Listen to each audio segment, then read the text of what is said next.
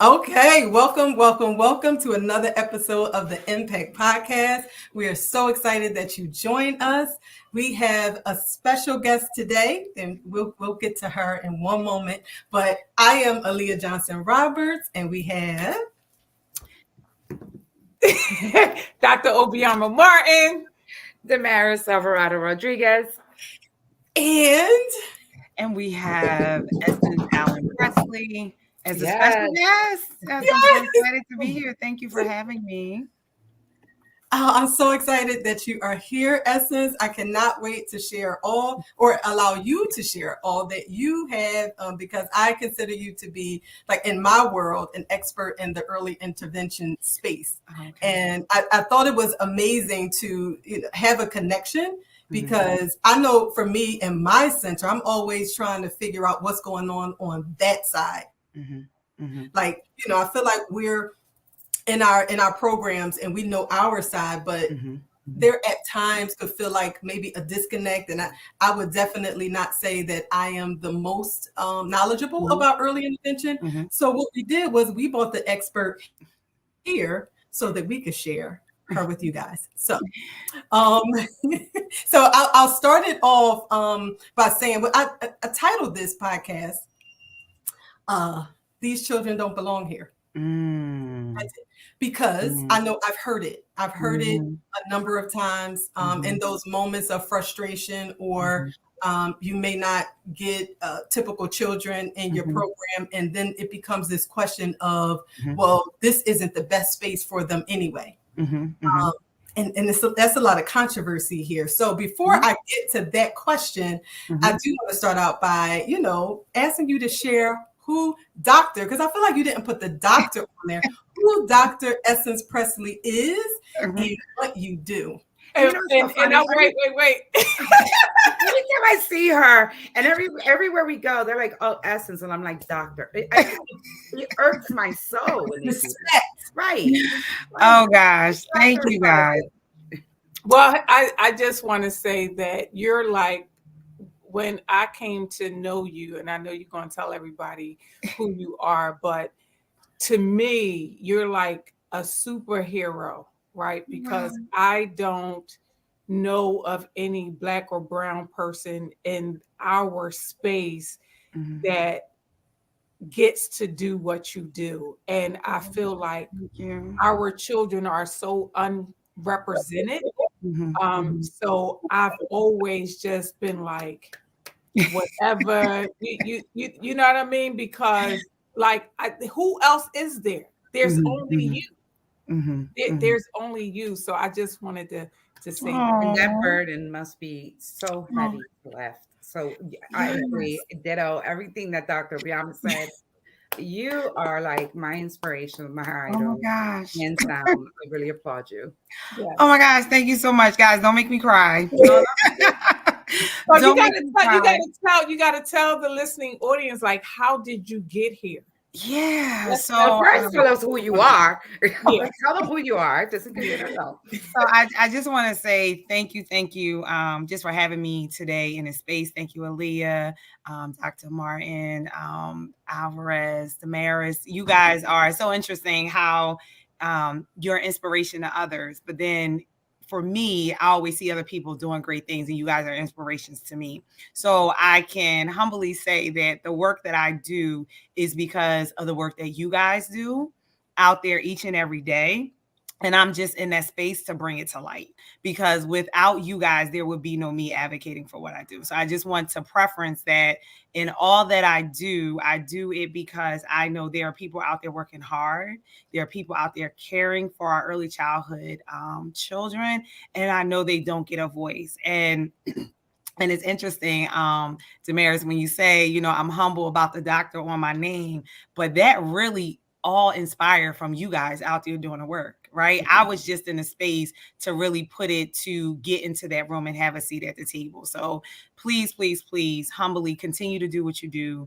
Invite me back anytime to have a conversation about any of this, because we literally would not exist without the work that you guys do each and every day. So I just want to preference that with understanding I applaud you, and the work that I do is because of the work that you guys do every day.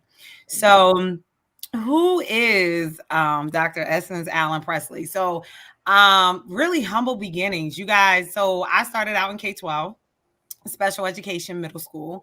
And I'm going to tell you, this is like God sent, because literally the population that I was getting for middle school, when I knew that they literally did not know fundamentals. And when I mean fundamentals, I'm talking about alphabet. I'm talking about phonics, sounds. I am talking about handwriting. Like what I was seeing in middle school special ed was shocking, especially for our African-American boys, our Hispanic and minority boys. It was just like, how did you get here? Right. And not in a negative way to, to say they did something wrong. Right. But what happened along in the system for me to see 13, 14, and 15-year-old males not be able to give me phonemics, right? Sounds. Like I'm talking basic. And I'm like, wait, this starts in early childhood. Like this is not making any sense to me, right? So literally I end up getting a job at early intervention as what they call a SI, which is a special instructor. I did that for a while, had the privilege of working in early childhood programs. And some of what I saw was appalling, not in any of your programs, right? But those other programs that exist out there, it was just appalling. It was like, oh my God, like this is how kids get to 8th grade, 7th and 8th grade with no phonemics, right? No basic understanding of what I felt should be happening in our early childhood space. And honestly, not just what I felt, what development and research shows us that should be happening at those prime years of 0 to 5. So did that for a couple years, literally saved up some money.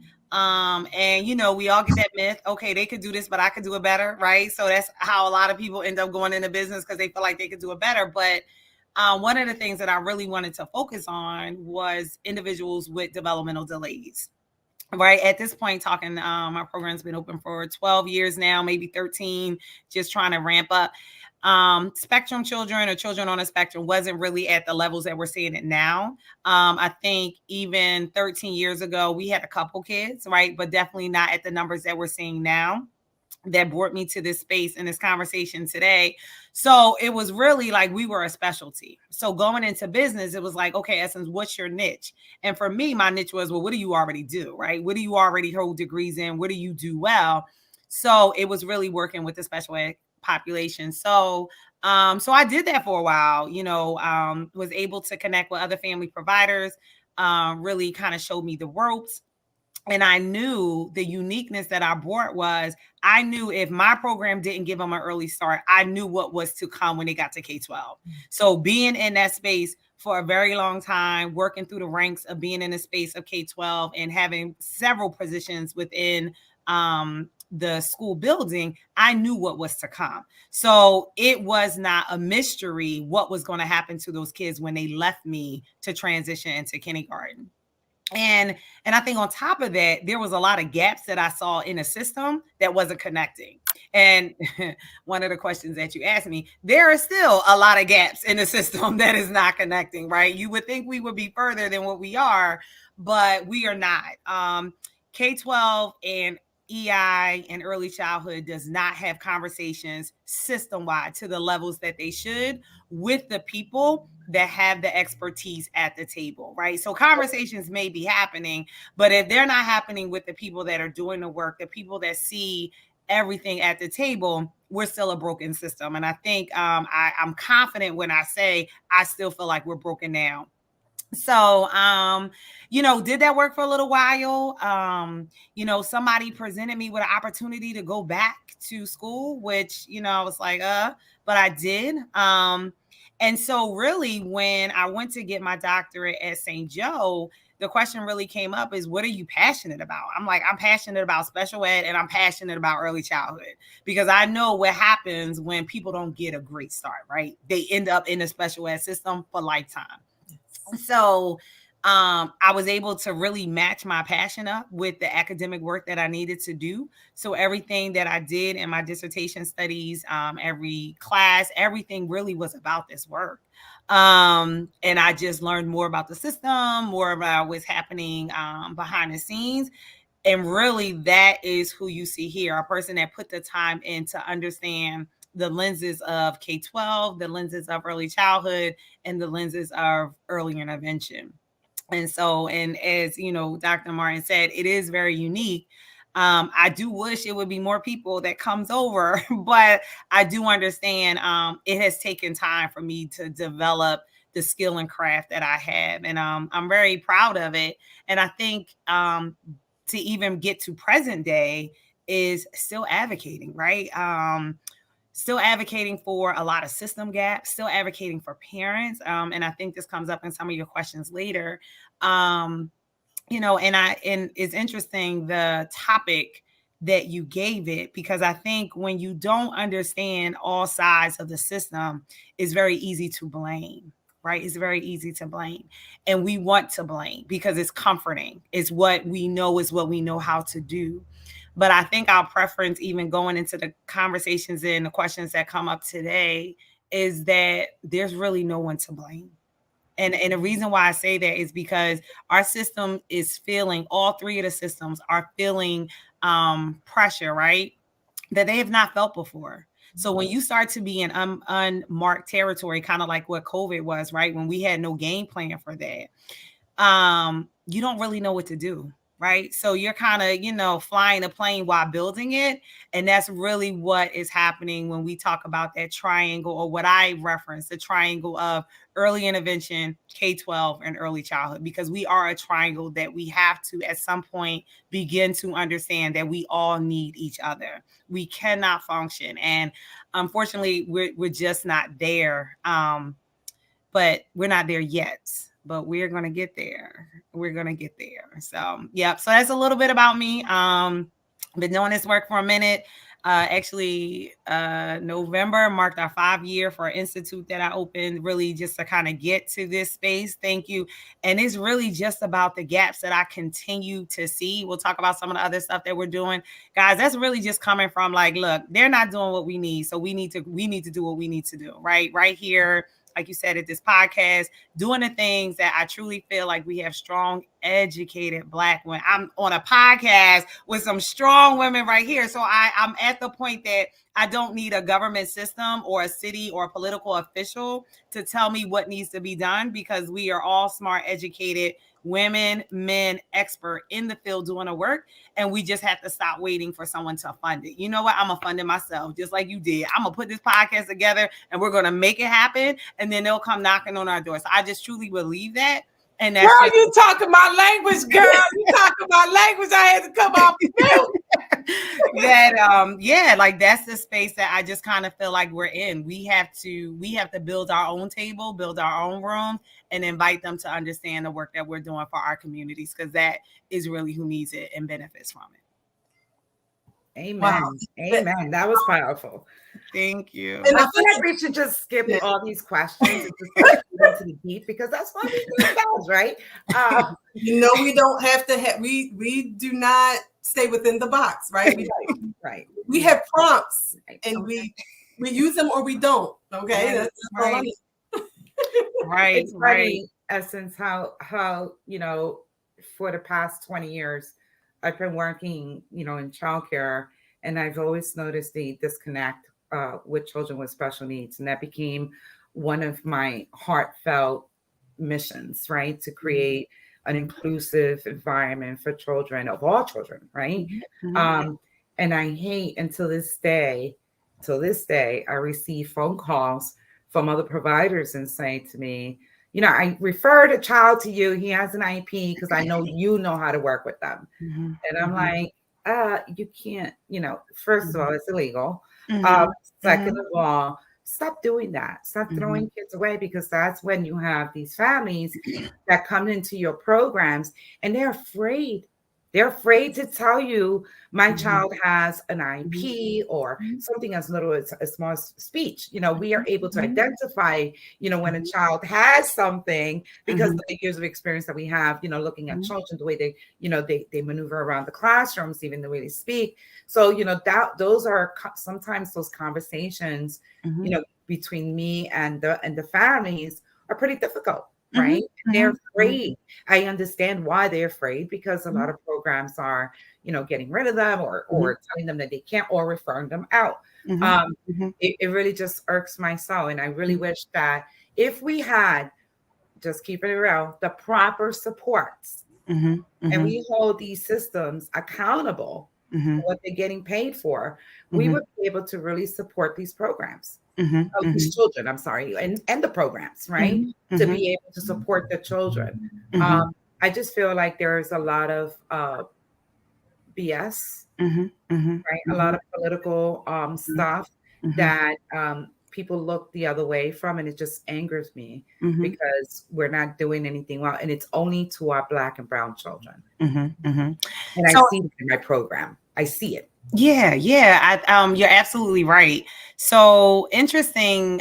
So one of the things that, and I'm glad we're having this conversation, and Damaris, you bring up several great points, is that so just to give you a little brief history, funding comes with objectives, right? They come with goals. So when we think about funding, everybody has to stay within their lane of funding. Now, that is a political advocacy space, but I also say it creates a space for opportunity, right? So what EIEI did was create that space for opportunity where funding did not or is not restricted.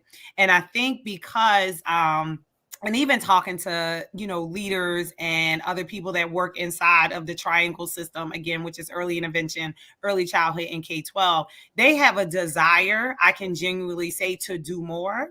But when funding restricts what they're allowed to do, that's where frustration starts. And that's where we have to see, you're exactly correct, that level of advocacy step up, where we have and we make people fund in areas where gaps exist. And those gaps are there. So for me, I get it. I don't like it, right? But I get early intervention can only literally fund for direct service, which means speech therapists, OT therapists, physical therapists, nurses, they are only getting paid to work with the child. They are not getting paid to educate you as the provider, right? I get that. Did that space. I understand, right? Early childhood has a little bit more flexibility when we're talking outside of CCW dollars, right? There is some money there that they could utilize, which we continue to advocate for, that they can put some work together, because there's a lot of research grants that come out that you like, really? We got to pay them that much to do that? We already know the answers, right? But there are some dollars that they can put to really figuring out how can we work those systems together, right? K-12 is literally only funded to do K-12 stuff. So they're at the point, they're on the backside of the system where we can't do nothing until the parent is in our space, right? But then I think we also have to, and you kind of hit on it, deal with the dynamics of the family, right? So first thing I always say is nothing, never, ever, ever, ever, never, ever, ever, ever, never, ever, ever prepares a family for the understanding that their child may not ever talk to them, that their child may not ever do what they see the kids running down the street doing, that their child may not ever be able to go to a birthday party or socialize with anyone. Nobody ever prepares you for that. So let's just deal with the family, right? Every time I say it, I always get chills. Let's just deal with the family having to process that my child is going to be different for the rest of their life. You could drop the mic right there, because if you're a parent, you walk away understanding, whoa, how do I deal with that, right? So the thing that I try to tell early childhood providers, like you said, and they call you because they know you have that sensitivity muscle, that I call it, and that humble muscle to have a conversation with a parent that's difficult. And a lot of our early childhood providers and programs, they're not in a space to have a difficult conversation because they're not sensitive to know what you were getting ready to say to this parent is, one, confirming what they already think or have suspicion about, and that you are bringing it to their front door, that I am telling you that something's going on with your child. We're not even talking about getting to the acronyms that they got to learn, the 1,000 pieces of paperwork that they got to sign, the 15 people that got to come in their house, out their house. We're not even talking about that. We're just talking about the conversation of, you're telling me my child is not developing like the other 15 people in that classroom. Who's prepared for that? right? So one of the things that I always say is that early childhood programs, you got to have someone on your staff that one has that temperament, has that level of understanding, right? Has that caring and compassion to sit with a parent and let them process that. That might take a parent, first of all, some parents forever to process, right? But then be willing to say, I want you to start the process. So when providers say parents are in denial, they're not in denial. They're trying to process what the heck you telling them. Some of these parents are processing that my kid is never, ever going to talk to me. And I say that loosely, right? Because we don't know where research is going to take us. But right now, my kid can't even say, I love you.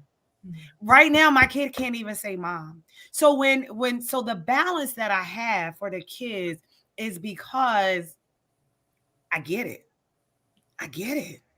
Right. And so once we get our early childhood programs, directors, teachers to take a step back and just walk in their shoes. We're not even talking about parents and families that are married. So now they're dealing with, what did I do wrong during pregnancy? What did he do wrong? Did I not do this? Should I ate that? Looking up every remedy online, right? Well, I shouldn't have did this, right? So we're not talking about that process that they go to. And humbly, we all say we've been there, right? What could we have done differently? We're not talking about siblings. We're not talking about if the parent has multiple children. How are those children adapting to that? Where is the frustration happening? We're not, and mind you, we haven't even gotten to self-care yet. We're not talking about how is that parent dealing with their job, right? And their space of, you always calling me because my child didn't do what you needed them to do. So you need me to come sit or pick them up. So you're not even talking about employment. So wait. I got to interject here, because what I hear you saying from a holistic perspective, so many points. And so I'm only interjecting so that the listening audience get it, right? Because it's layers to this. And 10 years ago, to the point that you made earlier, they weren't diagnosing the way that they're diagnosing now, and we didn't have as much, right? And so the gaps that you experience, that we experience, are greater. They're magnified, right, from before. And so as a parent who have children with IEPs and 504 plans, right, and have been a part of that community since they've been born, and I have 5, right, all of them, right. So the providers, the advocacy piece, but also what I hear you saying that's really critical, because the frustration for me comes when people are like, I want to get in childcare because they think they're going to make this quick money, or they are only interested in what I need to do to get pre-K counts, what I need to do to get Head Start, not understanding the ramification and the full picture of what comes with that. They're the work behind that. Yeah, they're looking Investment. at the dollar, and they're not understanding the families and the children that's attached to that. So when you say take a step back, and that's why I wanted to intervene, you're not just, we need you not to take a step back onto, not just considering what they all need, but is this your passion? Because if you're not passionate about all children, you shouldn't even be in this work, because you don't get to, and providers think, not all, that they get to choose. Right. You don't get to choose when, to your point, when there's funding connected. Now, if you want to be private and you want to be on your island and you got all, then you get to choose. Right. Okay, I want to interject, but also because I want to say this. I feel that teachers and the staff that I've been, with, we have a high percentage of children with special needs. About 48% of our program is special needs. We went to PBIS. We went through all of those trainings to be able to support that, because we knew that in our programs was like a safe haven. Right? A program that families felt safe in. When teachers came in, I think that once I shared, we have a high percentage, and this is how we're going to support you, and this is how we're going to, you know, transition these students in, they get really scared. And here's the thing. I think that early childhood educators, when they go to school, there's no emphasis, number one, on special needs. You know, just kind of like the really, if they're lucky, just the basics, right? So they get really, really scared, right? It's intimidating when they have 4 or 5. Last year we had 10 kids with IEPs in one classroom. We couldn't move them because every classroom had a 6 or 7, right? The return of COVID. Some of them were misdiagnosed, quite honestly. So, and then guess which ones they were? The Black and brown kids, right? I'm like, this kid does not need behavioral. This kid needs a hug. Right? Right? You understand what I'm saying? And most of the times when the teachers come to me and say, oh, you know, I really don't know, I'm like, give me an ABC report. If it's not in writing, I don't want to see it because I need to see the trends, right? Or I respond back to them, did you give them a hug today? Because you don't know if this kid is hungry. You don't know what this kid went through at home, right? Maybe this child wasn't hugged today. Have you tried that? Kill them with nice, you know, with kindness. Sometimes that works, sometimes it doesn't, right? But we try to find like those positive strategies, right, with these students. But what I've noticed with every teacher that comes in, they are definitely intimidated. They are scared even before putting in the work, right? And they have this because they're not experienced, but they also weren't taught. Yeah. So I think you bring up a very interesting part, and I'm a plug the higher ed's responsibility into this in a second, because see, there's accountability on all levels. And so when you start to understand what is happening in the system and then what's not happening, and again, these conversations are not happening, right? Or they're happening with people that don't really know what's happening, right? So I think you're absolutely right. I mean, to just get to the teacher's perspective of training, right? So one of the things that I always share, special education is a learned practice. We are a learned practice, meaning there is no PD that's going to ever prepare you for what I learned every day when I deal with a child. And that's the misconception right there. So I'm going to just let that sit, because people think they got magic answers to deal with our kids that have different abilities. We are a learned practice. I mean, we go in practicing and learning, right? Now, I'm not taking away from the very fundamentals that Damaris mentioned, because there are some fundamentals. The fundamentals are, you need to understand the basic signs, symptoms of each disability, the 13 that are out there. We can't take away from that, right? That's fundamental. That's the theory. But the experience practice is, it shows up for every kid so differently. Yes. And so one of the things that my institute created was, I could give you the fundamentals, but then what I want you to do is give you the evidence-based practices that we know have worked. So then you now can start to shift and use and apply, and that didn't work. People think special ed, and it frustrates me, especially when people see people doing, oh, I'm going to do a 2-hour PD training. You can't do a 2-hour PD training on what I have learned in 20 years and still continue to learn where each child that enrolls or comes in my presence that is showing up different, right? Let's just use the popular one, autism. And it's the same thing over. Right. And there's no depth to it, because they really don't have the knowledge. Because again, it's a learned practice. Us that's in the field that are doing this work, and it is a lot of early childhood SIs and out there, they really never get to time to come out to teach other people, because the caseloads that we carry are so high, or if they're doing it full time, it's just like, I'm just staying in. You never really kind of get out to show other people. I'm one of the very unique ones that have come out and try to teach and turn this back, but it's a learned practice of what we do. So just like teachers, you're figuring out, you're trying different things. We do the same thing. Well, all 13 disabilities, right? We're trying, we're figuring out. And so I agree, all of our teachers need to have fundamentals, and we'll bring the higher eds in here, right here. Even with the higher eds, most of 3 courses that the state, and that's if you're getting certification, but they have one course. I teach with CCP. I think they get one special ed course.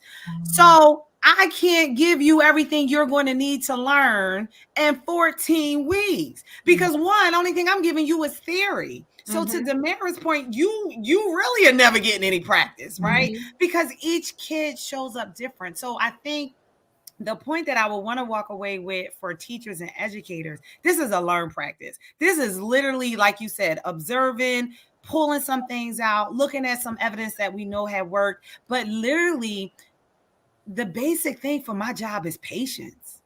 I have patience to understand when a kid's going to get it right, when they're going to get it wrong, when I need to, do some reinforcements, when they playing me, right? I got one now that he just totally playing him. I'm like, we going to walk up these steps because I know you know how to do it, right? And smile. And you're right. And at the top of the steps, Damaris, I'm going to give him a hug, say I love you, and you're going to go walk back down the steps when we're finished going to. But those are the things, right?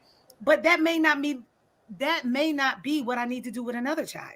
Right. So where it is really, people think there's like this one snap. It's not a one size fit all approach when you are dealing with children that have different abilities. It is. Yeah. And that is the thing that I think when we walk away with, I agree that every educator needs the fundamentals. But I can tell you, K-12 teachers, they have the same issue. If you go in any side of the K-12 schools, they're saying the same thing. We don't have any training. We don't know what to do with these kids. They need to be out our class. They said it when I was in K-12, right? So they saying the same thing. So it lends to the system is broken. That's what it lends to. Right. So it's a broken system. It is. So here's the question, and I think you guys are power women on here. When a system is broken, do we keep trying to fix it or do we try to work on a new system?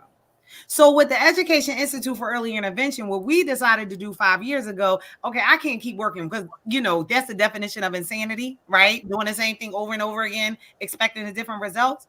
So our philosophy is now, okay, so how can we build up a system that is how can we look at what is absent? So when we developed our early childhood special ed diploma, which we're hopefully in the final stages of it being our apprenticeship, we developed that because I know what it's like to be a teacher in a classroom, and I don't know the difference between autism or developmental delay. Wow. We can't even how are you having a PD with a person that don't understand the two differences? One has very distinct characteristics, right? And I know Damaris had to jump on her phone, but how do you know the difference between a person that has trauma, right, and a person that has a social emotional, could be developing some other emotional disturbance? Like, those are different. So we got to start having that conversation with our early childhood population as a whole, assistant teachers, directors, owners, and everyone, because you need to understand trauma may show up as a behavioral, but when I have a conversation and understand a holistic picture, that trauma is not going to display the same emotional needs for a kid that's being impulsive, a kid that's being hyperactive, because the characteristics display differently. But if we're not having that conversation, we just keep trying to put everybody in a bucket because everybody's not special. So let's just talk about. In essence, here's the other thing, and I know you hear this and you see this, and I just want to draw attention to it. Children also mimic behavior as well. And so just because we see a child that is mimicking, you got to also be able to know when that child really is normal, right, versus them really haven't, because that's the other thing. It'd be like, oh no, and I'm like, no, I think they're mimicking, especially siblings. I get that a lot when there are siblings and teachers, they make the assumption, oh, well, the sister's like that or the brother. Okay, but that's learned behavior because of the proximity. Right, exactly. And I think and that is where we have to start to educate our educators of understanding an array of things. So Ray is great. I know, we had a CDA that's great. We talk about the fundamentals, health and safety and stuff like that. But at some point, you got to infuse that there are different abilities coming into our programs. And we got to be able to do the work to understand, like you said, how is that showing up? You got kids, and I've been in early intervention for a minute. They do some things at home, won't do them at the center, or they do some things at the center, won't do them at home. And until you have a conversation with both people, like, oh, I'm being paid, right? This kid can do a whole bunch of stuff, right? But you got to be able to be confident in your skill level. And I really do believe our teachers possess that capability, but they got to be taught. They got to be coached to say, how are you having a conversation? Not talking about the kid, but understanding. So mom, talk to me, like, what's the routine when you leave here? Right? So you can understand, well, what is going on? Is the child getting some time, right? Maybe they do need a hug. Maybe they are like, look, I go to another job. So they go to, my mom's house. They got 8 other kids there and they just stay out the way.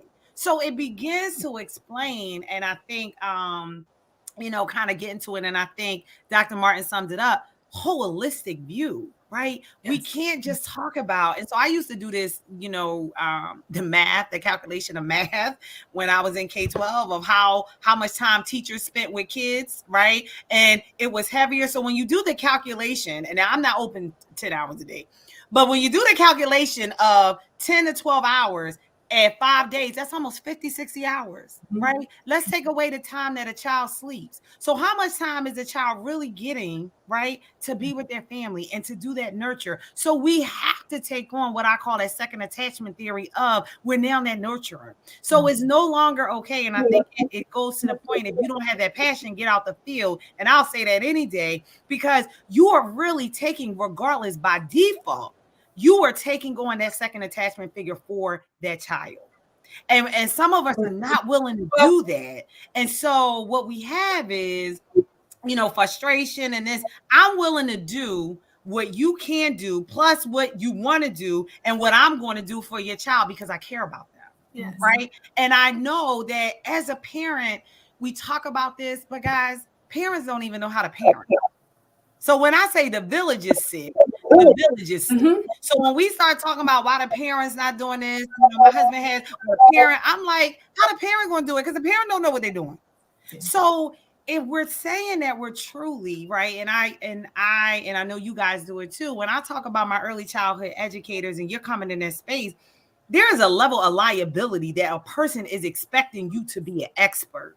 So that means you need to know that you know what you know. And if you don't know what you know that you know, then I need you to go be a bank teller. I need you to go work at Target. I don't have no problem with Target because I need you to take the people that I don't want in my field. I'm good. Pay them $15 an hour. See, that's the language that I feel like we got to start shifting because we letting too many people in our space that don't need to be here. It's okay that Target paying them $15 because the ones that's going to run, let them go because I didn't need them that part anyway. And oh my gosh, I'm so excited. The leadership part, then, like, as you were talking, I just really thought about even the past couple of years, times when we had to shift how our program operated. And I knew, especially after COVID, I had to take accountability and prepare my program and my teachers and staff for what was about to come. We had no idea. We had children, whether they had IEPs or not, I figured we wouldn't be able to tell. So we had to, at times, say, listen, we're going to stagger and opening up classrooms. We may not open them all yet. We're going to make sure we not only have staff, even during the staffing crisis, we had to be selective of who we were hiring because, like you said, we don't just want anyone. But then we wanted to put additional supports because, I'm not going to neglect the teachers to say that, well, this is just what you have to do. We put in additional supports, including our own internal special needs coordinator who had experience and understood it a little more than teachers do. And then when we had our partner programs, I didn't just want the same PD. I don't want to do a child observation or I don't want to do, we literally asked for our first PD to be around learning the IEP process. A lot of times teachers don't understand. They need a one-on-one. That's what I hear. They need let's take a step back. Let's take a step back because I wanted them to be very clear about how the process works. And that documentation side is huge. That moment when we have to say, okay, did you start your classroom off with the proper strategies of teaching them how to navigate the class? Y'all had your classroom rules? We created all of those basic things. I'm not saying it's easy, but there are some strategies and things that we need to make sure are in place. And I had to make sure even my leadership team was prepared to support teachers and holding them accountable. Then we had an accountability space. Enrolling children, partnering with families, asking questions, right? there are a lot of layers. And you guys mentioned earlier in regards to these new funding sources, right? Pre-K counts, Head Start. I had to learn through experience that there's a difference between DHS requirements with health and safety. And now when we get these funding sources, and that's education, now we're talking about the IDEA. So now we're navigating all of these laws, and they're saying we have to do this, and they're saying we have to do that. We had to contact attorneys sometimes, like, hold on a second, because we had to start understanding the rights. And there's times I have to ask teachers and make sure that they are doing what they're supposed to do before we even contact anyone outside of the program. Because we have responsibilities as well. So this is where I think leadership comes in, and there's a level of accountability and excellence that we have to make sure that we're showing up every day in servicing children and families, because we're about to have play sessions so that we can show our families how to play with their children, because some of it is they learn it while they're in the program, then they go home, and if they're in this space where they don't know how to interact or create boundaries and rules and continue on what we've taught them, then we need to work with the families as well to make sure that there's a continued success level for the children. So let me drop some nuggets for you. Go ahead, Mary. I was just going to say, also understanding the cultures, right? It's really, really important to connect with these families, because there are, I have a lot of cultures, different families enrolled in our programs. And there are some cultures that are just not, they just refuse to acknowledge it, right? Because it's a cultural thing. It's an embarrassing thing. And once they start connecting with the programs, right, and trusting, right, the trust barrier is there, that they know that you're in a safe space. We're not here to criticize you. We're not here to change your culture and your beliefs. We're here to help your baby now before they get to kindergarten, right? To get them an early head start. That's what it is, right? I feel like that family partnership, a lot of programs don't have. So there's like a big I want to say big wheel here, of things and items that a lot of programs are not doing, maybe because they don't have the resources, right? We have second step. So when we use the second step to fidelity, it works. It works. I know this because I see it in action. When teachers do not use it, those are the ones that mostly complain. So I'll come into the classroom and we'll observe. And then I'll say, well, why don't you start using the tools that we gave you? Oh, but we're in a tree study. Not today. You're at the beginning of the year. Go. Right? So, sometimes I feel as though programs have to kind of like shift, right? And pivot. They just have to pivot to make sure that it works for a classroom. So we like to crosswalk our curriculum. Everything looks great. But if one classroom is struggling with 5 kids that are struggling in there, we have to start from the beginning. Forget what the school district said. Well, you know what? And so let me, so Aaliyah, I'm not going to get to all your questions, but I'm going to try to drop some strong nuggets for all the providers that are listening here. And I'm going to give y'all some behind the scene things that you don't know. So Damaris, I truly agree with you. Second Steps has been around for years and years and years and years. We have a coaching program that does Second Steps, that we coach people how to use Second Steps. So it's a phenomenal program. We're getting ready to drop our Gifted and Lit program, which is another one that really looks at like culture. So I totally agree with you about these, about cultures, right? And I also want to make sure that to go along with that, let's address the elephant in the room.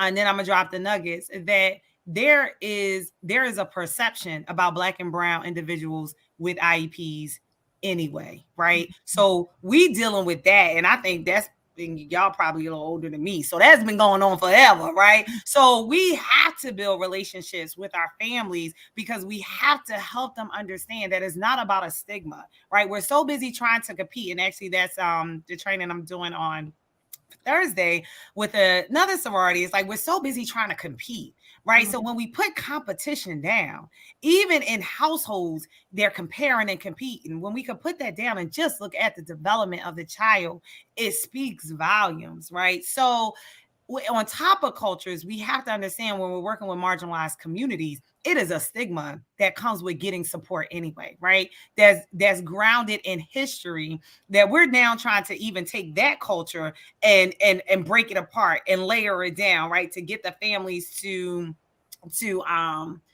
support what the journey that we're asking them to walk on, because it is truly a journey. So, all right, I'm gonna drop some nuggets because I don't know how long I have, but I only think we got to like 2 prompts, but I'm gonna get to 3 because I'm gonna drop some strong nuggets. So if you guys are listening to this podcast, write this stuff down because I'm definitely going to tell you some behind the scenes stuff that does not happen.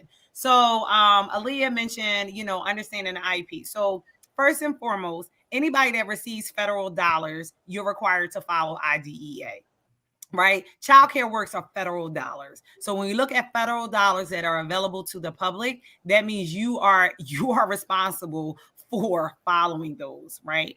IDEA is, people usually think about it in regards to public schools. Charter schools are public schools as well, but anything that's receiving a federal dollar. This looks very different than private pay tuition programs, just like it looks different when we talk about K-12 schools that are private pay, not copay. Private pay, meaning that person is paying $10,000, $15,000 out of their own money for that child to attend that school. That means that school is not receiving any federal dollars, meaning the regulations look a little bit different. But because most program in marginalized communities are receiving some form of CCW dollars, you are bound to follow IDEA. Okay, so keeping that in mind, I get providers that call, question, and I'm like, no, you can't do that, because when you signed up to take CCIS and CCW funds, you signed up for all the regulations that goes with it. Okay, so that's the first and foremost thing, that you are to those laws. Second thing, just to kind of share, is that IEPs go from 3 to 21. So the age of 3 to 21 means that whatever a K-12 school is doing, you're doing too, because the IEP, which is individualized education plan or program, depending on who you talk to, right, is from age 3 to 21. That document is worth everybody looking at. I wish I could drop it in the chat. I'll try to drop it in the chat. I'm sorry, this is my first podcast. So I don't know like how you guys do it, but there's a site called Patan. Oh, my cursor's not even on the screen. Patan, if you go to Patan, it's a free site. It is free for the state of Pennsylvania. I actually tell people, I think it's patan.org. I'm not sure, but I'll put it in the chat. I'll share it. Yes, you can share it. Patan is an awesome and wonderful website, not only for educators, but for parents and families. But the great thing about that website is they actually have IEP documents. Okay. They have IEP documents that are what they call annotated. All right. Annotated means it gives you the language from the feds that should be in the IEP. So those are documents that you can compare and make sure that you're following. Because one of the things, so the great thing about being an independent institution is, like I told you, we don't receive funding from all those places that say what we can say and what we can't say. So the great thing about is dealing with us is we get to say what needs to be said, right? But in those annotated IEPs, and I strongly suggest that if you are a childcare owner or director, you go onto Patan's website. It is free. It is called Annotated. You print out a copy of the annotated IEP because it literally tells you the language that should be under every category, right? It says what should be happening, what it should look like, what goals should look like. So you're not in the blind of what you should be following, because the federal government and even our state says, we're going to tell you. It's like not a secret, right? So I strongly suggest that people read the annotated. Now, for my babies that are birthed to 2.11, which is right before birth to 3, but right before they transition, it's called the Individual Family Service Plan. If you go to Patan's website, they also have the annotated version for that. Family service plans are oriented for family. They are very, very family centered. So the language looks a little bit different. The reason why you will want to have a copy of that is because, and we're going to talk about this, but when IEPs come into your program, you need to be able to read them and understand what you should be doing and not doing. So when there's a conversation of if a program can handle this IEP, you have the leverage to say, I'm not sure we can do that. Because when you start talking about, and I saved this for last, when you start talking about classes being pretty much majority of special ed, that's against the federal law because the child is supposed to be 80% on supplemental care with regular children. So I get concerned when my classroom, and I get it. So right, again, like I'm not saying anything like about anybody, but I'm just giving you, because when you can say, wait a minute, I have a classroom of 15, 10 of them. So this would be along the lines of a restricted classroom, which is looked down upon in our state. Oh, come on and keep dropping these nuggets. Come on, keep dropping these nuggets. So when that's all I'm saying.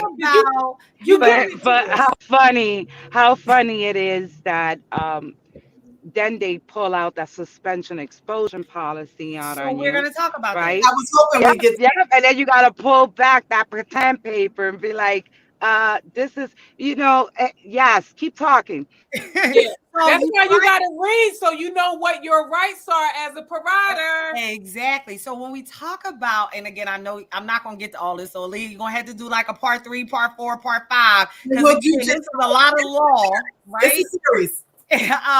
In this, but what you need to understand is the reason why you need to read the IEP is because on the back where it says most of the child's day is 80% with typically developing children. When a program says to you, I'm enrolling, by law, you cannot enroll kids that are in 10, 12, 14 kids and they all got IEPs, because that's what we call a restricted classroom, which means that IEP should be saying less than 20% of the child is going to be in with typically developing children.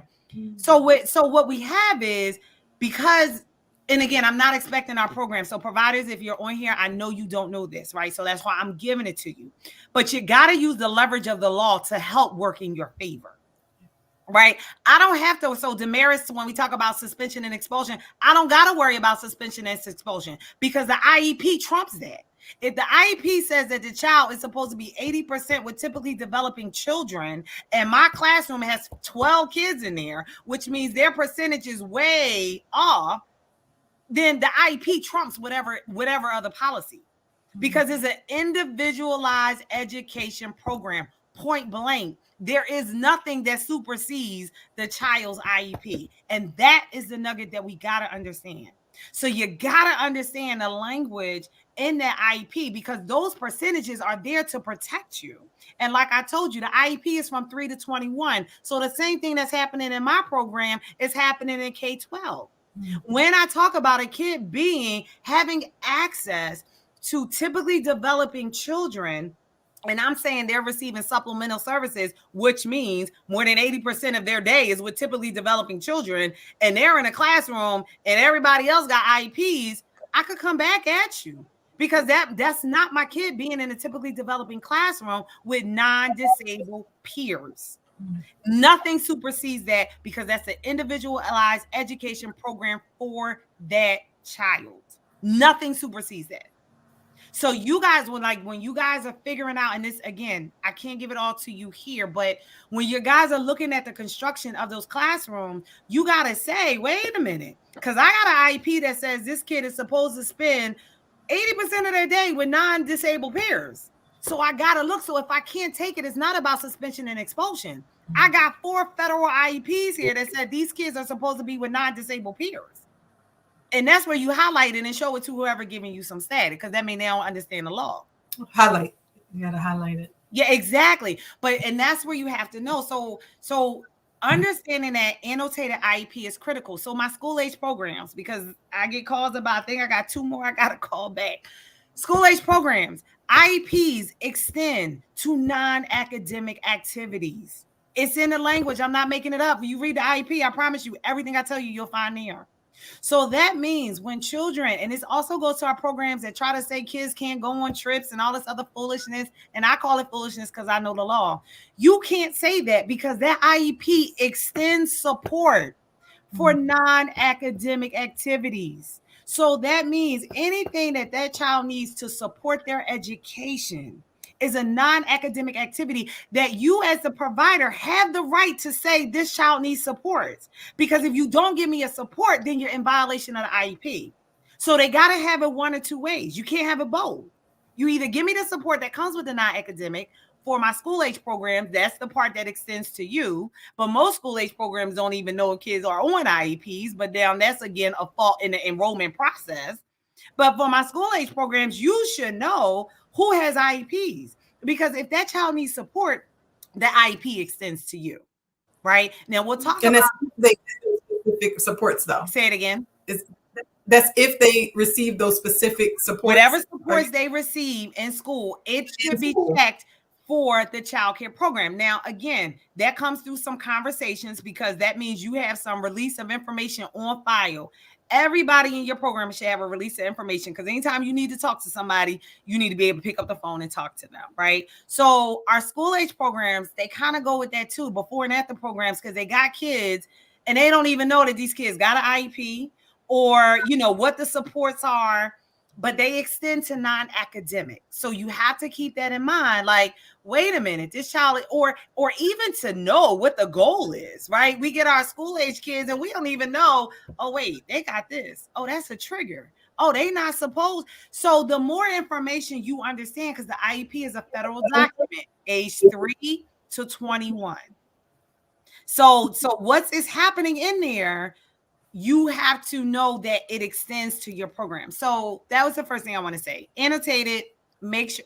What's our time? Are we done in an hour? We are. Okay. That's all right. This is definitely going to be a series because it's so much information, and I don't want our audience to be overwhelmed because we understand each other. Right. But you know, those that are listening may not. So this is definitely a series that we can, you know, come back to say, okay, in this section, we're going to focus on the family component. In this section, we're going to focus on laws. In this section, because that's how I have it. Yes, even in my stuff that I do on videos and we post and stuff, I do because it's so heavy. So I think you're right. So the tips I could get you to walk away with today is go to Patan. Look at it. Patan offers free training. So wouldn't it be great to get free training from people that's actually in special ed and not a whole bunch of people thinking that they know that they don't really know? Yeah. So excellent opportunity to sign your teachers up. Patan does our state approved. They do Act 48 for certified teachers as well. So they have a lot of training on there and they have training around different disabilities. They also have different literature. So one of the documents that they used to have, I haven't checked recently, they used to have an acronym sheet. Oh my God. So providers, directors, owners, you need to get the acronym sheet because I know I done spit out some acronyms. You should have that because you need to know when people show up in your program spitting out acronyms, you need to say, hold up, let me see what you're talking about, right? You don't just go along with it. People just be going along with stuff like, wait, you don't even know what you're agreeing to. So I think the walkaway point to Dr. Martin's point is go to Patan, check it out, look at the forms, even evaluations that are done by psychologists. They have annotated versions of evaluations. You have the right to request an evaluation. There's so many rights that PCE programs have that they haven't tapped into that can really help and support their program. I don't even need to talk about suspension and expulsion if I just get people to do what's right within IDEA. So Dr. Essence, can we wrap up with number one, go to Patan, but also for the providers that are listening that have never heard of you, don't know anything about you, how can they find you? Can you say what your contact information is and then also put it in the chat so we can share that out as well, because you are an amazing resource and you guys can hear that she is like just a well, right? Just a well, and she's passionate about it. And so we definitely want you to be able to get in contact with her because I know I can only imagine those of you that are listening, like, where's she at? Where's she located? I need her. And so we want to make sure that you can get in contact with you? So no problem. And guess what, Dr. Martin? I don't even charge people. You just call me, right? You don't need, Aaliyah, don't be calling that lawyer before you call me, because I probably can go through half of what you need before you spend some money. Because guys, I am a childhood provider. Like, I care and I want us to grow. I want our communities to be strong for my grandkids, for generations to come. So it is about, we have coaching programs, we have other things we do. But to talk with directors to make sure they're not caught up, because I know how hard it is to build a business, and so do all these ladies on here. And at a blink of an eye, I do not want to lose my business because of ignorance, right? So I believe that as a business owner. So I always tell people, so my contact information, I put our website on there. It's eiiservices.com. You can check out which stands for the Education Institute for Early Intervention. We do a lot of services. We have 5 pillars under there, but check out our website, my contact information, my cell phone. So our business cell phone number is 267-415-6724. So again, that's 267-415-6724. And people can always email me. Now, I work just as hard as all these ladies on the phone. So I always say, give me 48 hours to get back to you. But my email is epresley@eiforei.org. So you're welcome to email me. I also want to put our helpline in. So thank you. Real quick, real plug. Our helpline just launched. So it's so funny. Aaliyah text me. So I'm going to tell you guys, this literally came from the ECE space. This helpline is for you guys. We have a database of over 1,000 resources. This helpline is for you. And really, the reason it was developed is because we knew the frustration.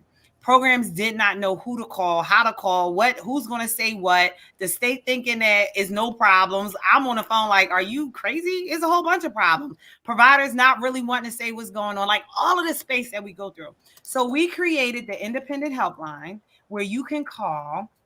We do respond in 48 hours because they either work or volunteer. And we really go through a series of questions. We get a description, understanding what's happening, and then we provide you with the resource. But the amazing thing, guys, about the helpline, it is a data tracking system. So we pay for what suicide prevention hotlines pay for to pull the data to present to the state of what the crisis is. Because they don't know. They talking something else. And I'm like, y'all ain't talking what I'm talking, right? I'm answering calls on the way to work, on the way home from work, all of that. So this actually hotline is for you. So that at the end, we can collect the data. We pull out some awesome graphics and reports to say how many calls we're receiving, what we refer them. And the amazing thing, we have a parent portal of this as well. So for the parents that don't want to have that conversation, you could give them. We have people that are trained to talk to them. Most of them will get me right now since we just launched, and we've been having parents call. So again, we're now able to track what are providers saying, but also what are our parents. And so, and I truly believe. Oh, I'm sorry, I didn't mean to interrupt, but do you have a parent advocate also? So we don't have no parent advocates. We have a proposal in for that, but we don't have any parent advocates because there's a couple grants out there that's supposed to be doing it. Damaris, they got all me. I can advocate them right on up to the state, even if they need due process. But the goal is to really train some other individuals. And that's one of the proposals that we have out there. Because again, I can't clone me. But we're looking to do this so we can get the data to support to get funding, right? Because everybody wants to see is there a need. But yes, the mayor, that is in our space. But we really want to train our parent coaches, is what we call them, to really be not just in autism, because I think that's just the new thing, not the new thing, but we just have a lot of people growing in that space. Right. There's a lot of other disabilities out there that parents are really struggling with. So we want to make sure we have a balance of parent coaches and making sure that they're really to lock arms with families and to really help them in an early childhood space. That's our goal. So for providers and for parents, the helpline is there. Again, a tremendous amount of resources there. And this is for us. This is for us. No kickbacks. This is just me saying I'm going to invest in this. And this is what I feel like our leaders need, and we're going to do it. And we're not going to get permission. We're done asking permission to do what we need to do for our communities. I'm over that. That's it, Pat Shield. I love it. Oh my gosh. This has been another Impact podcast. You have been listening to the voice of Dr. Essence Presly, none other, our superhero in this space. Yes. Thank you. Listen, for those of you who have been watching, Dr. Essence, thank you. Seriously, thank you. Like, you have been amazing. And so we support the work that you do. We applaud the work that you do. We celebrate the voice that you are. We celebrate you. Thank you. Thank you. And thank you for sharing your time with us today. So for those of you who are watching in, we're going to share her contact information. Keep watching, because we will definitely be bringing her back. And you guys can send us questions as well, because she gave out a lot of information. So if you have questions, if there is something that you like, can y'all talk about this the next time on your podcast? Absolutely. Aaliyah is more online than I am. So make sure you inbox her, inbox Damaris. They are both online more than I am, but we're here collectively as a resource. And so, yes, just thank you. That's all I can say is thank you. Thank you. And thank you guys for having me. This was an amazing opportunity. I just thought I was walking into something small. I done walked into something big. See these powerful women. So thank you for having me. And I'm here. Like, let's just do what we need to do for the kids and for the family. I love it. And the very last thing, I swear was going to wrap it. Everything you said and what you were doing is a testament to what we have spoken about on this podcast. And honestly, how the work that we've been doing together, we basically have just been creating our own tables, and you really just said exactly the same thing. And we wanted to get in front of other providers to say, you can do the same thing. And we said it in the last episode, I believe, come to our sandbox and come join us, and we can all do amazing work, because you're in the early intervention. We all have our spaces, but together we are so much more powerful, and we can create our own large table and create our own funding pools. So for you, I pray for all the funding you need to have endless volunteers and people to grow this, because I'm not even sure how you are doing all of that work, but right. So continue, thank you. Prayers for continued blessings, and thank you for pouring into us today. You gave way more than what I asked, and we could have been doing this for hours. We'll come back. Thank you again. Thank you guys for watching, and we'll see you on the next episode. Thank you. Thank you.